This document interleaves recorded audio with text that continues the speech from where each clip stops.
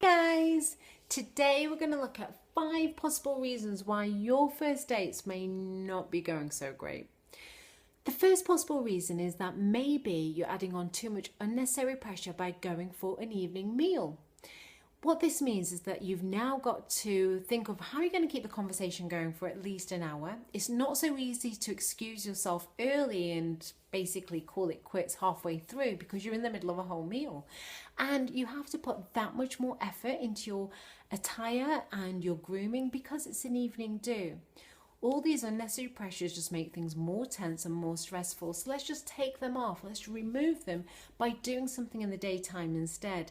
So, for example, you go for a coffee and a cake. It can be as short or as long as you want it to be. Your attire and your outfit can be a lot more kind of casual and just reflect your personality a bit more. And the pressure's off, because if you need to call it quits early, you can do. Number 2 reason why your first dates may not be going so great is that perhaps you go in there having just recalled all your previous bad first date experiences. Of course, all you've then done is gone into that new first date with a negative state of mind where you're looking for any proof that this is yet again another bad first date, because that's what you've programmed your mind to do now. And equally, you will create a bad first date because, again, that's the instruction you fed your mind to make this one into a bad date, because all your dates are bad dates. So go in with a positive mindset. Before you walk into that first date, you can just take a couple of moments to recall a memory that always makes you feel warm, happy, optimistic, so that that's the emotional state that you walk into that first date in.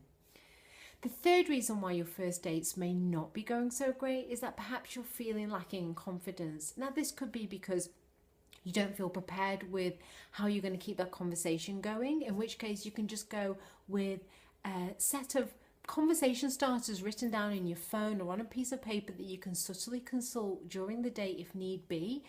And that way you feel prepared, and therefore you will feel more confident. Or maybe it's to do with your attire. Maybe what you need to do is actually just always wear the item of clothing that you know you always feel good in. So it might be a certain little black dress, or it might be a certain pair of trousers, or it might be a blazer that makes you feel kind of powerful and confident. Whatever it is, do it so that you feel that much better during the first day, and you can relax and get to know that person much better. The fourth reason why your first dates may not be going so great is that perhaps you're not actually clear on what it is that you're looking for. And as a result, end up spending far too much of that first date not only trying to have a conversation with them, but also having an internal dialogue going on in the back of your mind constantly. What does he mean by that? Does this suggest that? Is this the sort of person I'm looking for? It was unusual when he mentioned this, and you're just constantly in your own mind. So be present in the moment. Go with an idea of the sort of traits that you are looking for. When you're there, just absorb all the information you can through your 5 senses and really engage in a conversation with that person. And then later on, you have the information you need to have that internal dialogue and make those judgments and analyses later on. And the fifth reason why your first dates may not be going so great is that perhaps you're just too heavily focused on one trait: looks. Physical attractiveness actually fluctuates in our mind based on how much we like the person's personality. So if you walk into a date and you think they look like a 6 out of 10, actually you may think that they're a 7 or an 8 out of 10.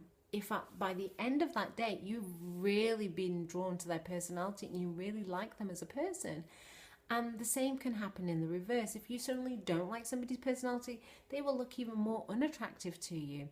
And also remember, looks is only one trait that you're looking for in a partner.